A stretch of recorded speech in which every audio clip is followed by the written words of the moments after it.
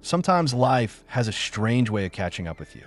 One day you're feeling strong and full of energy, and the next you wake up feeling weaker than you should. It's frustrating, it's confusing, and worst of all, it can make you doubt yourself. I've been there, and after years of learning the hard way, I've come to understand some shocking truths about why this happens. I want to share these lessons with you, not to scare you, but to help you recognize the signs before things get worse. The first thing you need to know is that your body is constantly giving you clues. If you're feeling weaker than you should, there's a good chance you're ignoring one of the most important signals of all: stress. People often think stress is just a mental burden. But let me tell you, stress is a silent thief that drains your energy without you even noticing. When you're overwhelmed with worries, your body is forced to stay on high alert. Your muscles tense up, your heart races, and your mind is constantly spinning. This nonstop tension wears you down faster than you realize. You might think you're just tired, but what's really happening is your body is burning energy at full speed while giving you nothing in return. It's like driving a car with your foot jammed on the accelerator. Eventually, that engine is going to run dry. Another shocking reason you might be feeling weaker is something most people never think about. You're probably not eating enough of the right foods. Now, I'm not talking about skipping meals or eating junk food, although those are problems too. I'm talking about missing out on the nutrients your body craves. See, your muscles, your brain, even your bones rely on key vitamins and minerals to stay strong. Without enough iron, your blood can't carry oxygen properly. Without magnesium, your muscles can't relax. And without B vitamins, your energy levels crash faster than you can recover. The worst part is that you can eat plenty of food and still miss these nutrients. It's like filling your gas tank with the wrong kind of fuel. No matter how full it gets, your engine still won't run properly. The third reason, and this one surprises people the most, is dehydration. I can't tell you how many times I've met folks who thought they were just tired when really they were simply not drinking enough water. When your body is low on water, your blood thickens. Your heart has to work harder. Your muscles start cramping, and your brain gets sluggish. It's no wonder you end up feeling weak. The tricky part is that thirst isn't always obvious. By the time your mouth feels dry, you're already behind on hydration. That's why it's crucial to make water a daily habit, not just something you reach for when you're desperate. Another surprising cause of weakness is lack of movement. Now, I know this one sounds strange, but hear me out. When you're feeling drained, the last thing you probably want to do is move around. But staying still for too long actually makes things worse. Your muscles start to lose their strength. Your joints stiffen up, and your blood flow slows down. It's like your body starts shutting down bit by bit. Even small movements, stretching your arms, walking around the room, or doing light exercises can restart your energy levels. Think of it like starting a fire. The longer you let those embers sit, the harder it becomes to get the flames going again. Lastly, and this one hits closest to home for me, is emotional exhaustion. Sometimes we forget just how powerful our emotions are. When you carry sadness, worry, or disappointment for too long, it weighs you down in ways you can't always see. You start feeling drained, not because your body is tired, but because your heart is worn out. Emotional pain can linger like an invisible burden, making even simple tasks feel overwhelming. You may not realize how much energy you're spending just trying to hold yourself together.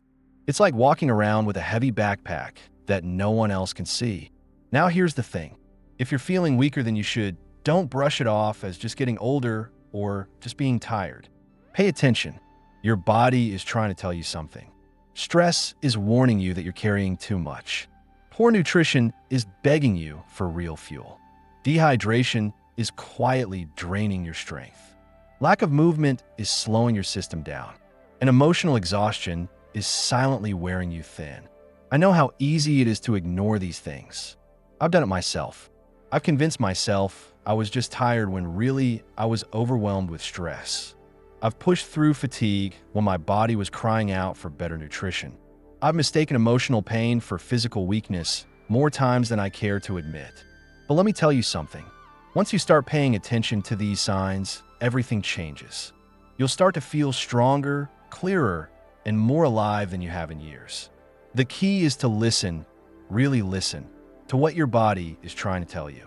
Because feeling weak isn't just part of life. It's a sign that something needs to change. And when you figure out what that is, you'll be amazed at how powerful you could feel again. Why do people often mistake emotional pain for physical weakness? And how can you tell the difference?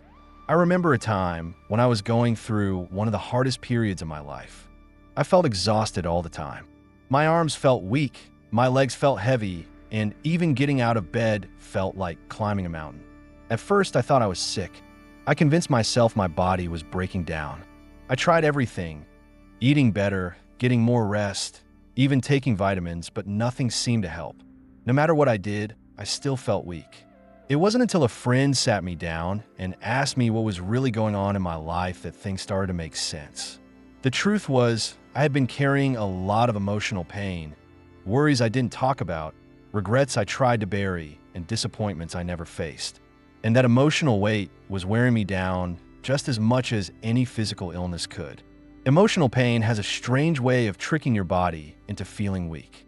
When you're holding on to sadness, anxiety, or heartbreak, your mind stays stuck in a constant state of tension. Your muscles tighten without you even noticing. Your chest feels heavier. Your breathing becomes shallow. All of this makes your body work harder, draining your energy faster than you realize. It's like leaving a light on in an empty room. No one notices until the power starts to flicker. Emotional pain keeps your body working overtime, and that constant strain leaves you feeling physically weak even when there's nothing wrong with your health. Another reason people mistake emotional pain for physical weakness is because of the way your mind and body are connected. When your emotions are overwhelming, your brain signals your body to react. You might feel dizzy, get headaches, or struggle with muscle tension. Your heart may race for no reason at all, and your body may feel too tired to keep up. It's no coincidence that people say they feel crushed by sadness or weighed down by anxiety. These phrases aren't just words. They describe the very real way your body reacts to emotional pain. I once knew a woman who kept complaining about constant fatigue. She was convinced something was wrong with her health. She visited doctors, tried new diets, and even started cutting out caffeine, thinking it might help her energy levels. Nothing worked. Then one day, I asked her how she'd been feeling emotionally. That's when the tears came. She'd been carrying the grief of losing her husband for years, pretending she was fine when she wasn't. Her body wasn't failing her. Her heart was exhausted. The moment she began talking about that pain, her energy started to return. Little by little, as she faced what she'd been holding inside, her body began to feel lighter. So how can you tell the difference between emotional pain and true physical weakness? The key is to listen closely to your body's patterns. Physical weakness usually has a clear cause: an illness, a lack of sleep, or even dehydration. It often comes with clear symptoms like fever, muscle soreness, or joint pain. But emotional pain tends to feel more unpredictable. One day you might feel fine, and the next you're completely drained with no warning. Emotional pain often comes with mental fog, restlessness, or a feeling that no amount of rest is ever enough. If you've been feeling weak despite sleeping well and eating properly, there's a good chance your emotions are playing a bigger role than you realize. Another clue lies in how your energy responds to distractions. When your body is truly weak from illness or fatigue, no amount of positive thinking can erase that feeling. But if your weakness seems to lift, even for a short time, when you're laughing with friends or caught up in something you enjoy, it's a sign your emotions are weighing you down. Emotional pain drains you most when your mind is still. But when you're engaged in something that brings you comfort, that weight often feels lighter. It's also important to pay attention to how your thoughts behave. When emotional pain disguises itself as weakness, your mind tends to dwell on negative thoughts. You may find yourself constantly feeling overwhelmed or thinking things like, "I can't do this," or "I'll never feel better." Emotional exhaustion makes even small tasks feel impossible because your mind is already convinced you won't succeed. That mental struggle drains your energy faster than anything else. If you suspect emotional pain is behind your weakness, The most powerful thing you can do is stop ignoring what's happening inside you. Bottling up emotions only makes things worse. I've learned that talking to someone, whether it's a friend, a loved one, or even writing your thoughts down, can be like lifting a weight off your chest. You may not feel stronger overnight, but acknowledging what's hurting you will start to ease that invisible burden. I also found that small moments of calm can do wonders for emotional exhaustion. Meditation, deep breathing, or simply sitting quietly with your thoughts can give your mind the space it needs to let go of some of that hidden tension. It's not always easy. I won't pretend it is, but I've seen people reclaim their strength by giving themselves permission to feel their pain instead of hiding from it. What practical steps can you take to rebuild your energy when you've been feeling weaker than usual? The first thing I learned is that rest isn't just about sleep. Sure, getting enough sleep is important, but true rest goes deeper than that. I remember one particularly exhausting time in my life when I was sleeping 8 hours a night, but still waking up feeling worn out. It took me a while to understand that my mind was never truly at peace. I'd lie in bed, thoughts racing, worries spinning in circles, and no amount of sleep could fix that. That's when I realized that real rest means giving your mind a break too. I started setting aside a few moments each day to sit quietly. I didn't try to force myself to meditate or do anything complicated. I just allowed myself to sit still and let my mind slow down. It felt strange at first, but the more I did it, the lighter I began to feel. Giving yourself space to breathe, even if it's just for 10 minutes, can lift a surprising amount of weight off your body and mind. Another thing that helped me rebuild my energy was learning to fuel my body properly. I used to think food was just about filling my stomach, but I eventually realized that what I put into my body had a direct impact on how I felt. During one particularly low point, I was grabbing whatever was quick and easy, processed snacks, sugary drinks, and things that gave me a short burst of energy, but left me crashing soon after. It wasn't until I started eating more whole foods, fresh vegetables, lean proteins, and plenty of water that my energy began to return. I remember adding a simple handful of almonds to my afternoon routine, and within days, I felt sharper and more alert. It's amazing how small changes in your diet can breathe new life into your body. Movement was another key to reclaiming my strength. When you're feeling weak, exercise might be the last thing you want to do. I remember thinking, how can I go for a walk when I barely have the energy to stand? But I started small, just walking to the mailbox and back, then walking around the block. Little by little, I felt stronger. What I learned is that movement doesn't just build muscle, it wakes up your entire system. Your blood flows better, your mind clears, and that tired feeling starts to loosen its grip. Even gentle stretching in the morning can make a surprising difference. The key is to start small. Don't wait until you feel strong enough. Start when you feel weak, and strength will follow. I also found that reconnecting with things that brought me joy played a huge role in rebuilding my energy. There was a time when I lost interest in everything I once enjoyed: reading, playing music, even spending time with friends. It felt easier to just sit alone and do nothing. But the longer I stayed in that rut, the weaker I felt. One day, a friend convinced me to join him for a walk in the park. I didn't feel like going, but I forced myself to show up. We ended up laughing about something silly, and for the first time in weeks, I felt lighter. That's when I realized that energy doesn't just come from food or rest. It also comes from moments of joy, connection, and purpose. Whether it's spending time with loved ones, picking up an old hobby, or simply enjoying the sunlight on your face, those moments feed your spirit in ways you can't imagine. Learning to let go of what drains you is just as important as finding what fuels you. I remember carrying certain worries around for years, regrets about things I should have done differently, frustration over people who had hurt me, and fears about what might happen in the future. Those thoughts felt small on their own, but together, they became a heavy load that drained my energy every single day. It wasn't until I started writing those thoughts down that I realized just how much they were weighing me down. Writing became a way to clear my mind, a place to put my worries so they didn't follow me everywhere I went. I also learned to forgive, not just others, but myself. Letting go of old burdens doesn't happen overnight, but each step you take frees up a little more space for your energy to return. Staying connected to people who uplift you is another powerful way to rebuild your strength. I used to think I could handle everything on my own, but I've since learned that strength doesn't come from isolation. It comes from allowing yourself to lean on others when you need it. I remember one tough season when I felt completely overwhelmed. I kept telling myself, I just need to push through this. But the more I tried to handle everything alone, the weaker I felt. Eventually, I swallowed my pride and reached out to a friend. We talked for hours, and by the time I left, I felt stronger than I had in weeks. Sometimes, just knowing you're not alone can lift you in ways you never expected.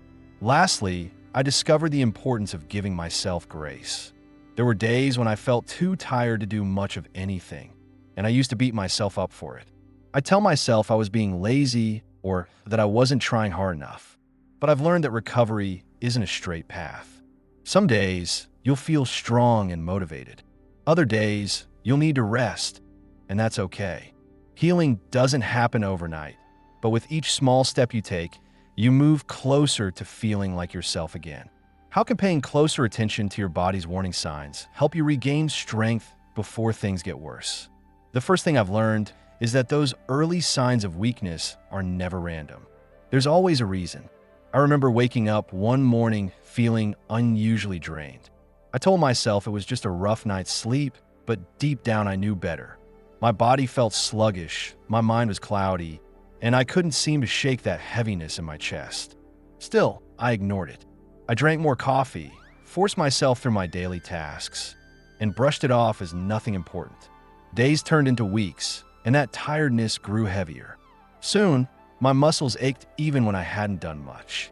My breathing felt shallow, and simple tasks left me feeling winded. Looking back, those early signs were my body's way of whispering, slow down before things get worse. One of the hardest lessons I had to learn was that ignoring your body's signals doesn't make them go away. It makes them louder. After weeks of brushing off my fatigue, my body finally hit a wall. I remember standing in my kitchen one afternoon when my legs gave out beneath me. It wasn't dramatic, but I simply couldn't stay on my feet anymore. That's when I realized I couldn't keep pretending I was fine. My body had been warning me all along, and I had ignored it. Since that experience, I've made it a habit to pay closer attention to those early signals, the small discomforts that often go unnoticed. I started noticing how tension would build in my shoulders whenever I was overwhelmed. I realized that my headaches weren't random. They showed up every time I went too long without eating properly. Even my irritability was a warning sign, a sign that my mind and body were both running on empty. Learning to recognize these patterns was like learning a new language, one that my body had been speaking for years. The truth is, your body rarely breaks down without first sending you warnings. That sudden burst of dizziness isn't just bad luck. It's your body's way of saying, hey, something's off. That constant soreness in your back isn't just from poor posture. It's a sign that you're carrying more stress than you should. And that feeling of exhaustion, even after a full night's sleep, is your body's way of begging you to slow down and refuel. What I found most powerful is that when you learn to catch those signals early, you can stop things from getting worse. I remember feeling a familiar heaviness in my chest one morning. The same feeling I had ignored months earlier when I had nearly collapsed. But this time, I paid attention. Instead of pushing through, I stopped. I made time to rest, drank more water, and made sure I was eating better. I even took a short walk, not to push myself, but to gently reset my body. Within days, that heaviness began to fade and my strength returned. If I had ignored it again, I know things would have only gotten worse. Another important lesson I've learned is that your emotions are often tied closely to your body signals. There were times when I felt overwhelmed with anxiety or sadness, and I didn't understand why. But as I paid closer attention, I realized those feelings often appeared when I was physically run down. It wasn't just mental stress. My body was trying to tell me it was too tired to keep going. Once I started addressing my physical needs, getting more rest, eating better, and taking breaks, my emotions began to balance out as well. I've also learned that pain is one of the most misunderstood signals your body can give you. There was a time when I thought pain was something you just had to push through, a sign of weakness that needed to be ignored. But I've since realized that pain is your body's alarm system, warning you before real damage occurs. I remember feeling a sharp ache in my knee after a long week of working too hard. I tried to ignore it, thinking it would pass. Instead, it got worse until I could barely walk. When I finally allowed myself to rest and apply some simple stretching techniques, the pain slowly eased. What I realized was that my body wasn't trying to stop me. It was trying to protect me from injuring myself further. Pain isn't your enemy. It's your body's way of asking for help. Breathing patterns are another powerful clue that I use to overlook. I didn't think much about my breathing until I started noticing how shallow and fast it would become whenever I was feeling anxious or overwhelmed. It wasn't until I consciously started slowing my breath, taking long, deep inhales and even longer exhales, that I realized how much calmer and stronger I felt. Breathing isn't just something you do automatically. It's a tool your body uses to reset itself. Whenever I feel myself spiraling into stress or exhaustion now, I stop and focus on my breath. More often than not, it brings me back to a place of calm and clarity. Learning to pay attention to your body's signals isn't just about avoiding illness. It's about learning how to live with greater strength and balance. By noticing those early warnings, you can make small changes before things spiral out of control. A headache can remind you to drink more water. An aching back can tell you to release tension and rest. A feeling of irritability may be your body asking for better sleep or proper nutrition. Each of these signs is a gift, a chance to catch yourself before you fall.